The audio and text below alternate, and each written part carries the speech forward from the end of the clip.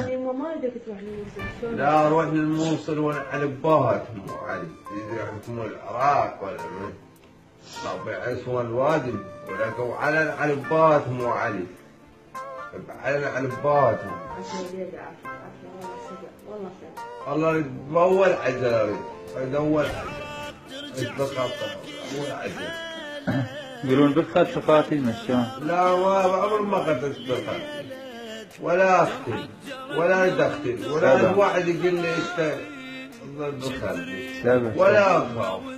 لو اخاف ما اروح للموصل هذه واريد اروح حسن الموصل. سبع والله سبع. سمعت محتاجين يودوني. هسه من القيد تروح؟ اريد اروح هسه ما اريد اروح. ايه ما يخاف. صير زين وروح غير مريض. لكن تروح للموصل شنو؟ اذا ما محتاجين. ولكن تلاحق ايش فيه؟ لك خطيه محتاجين. هذا هي مال والد الموصل؟ لا مو مال الوالد هاي مال العراق. شنو ما عندك غير على العراق؟ لا عندنا هذا العراق. يعطون فلوس الدنيا ما بعد.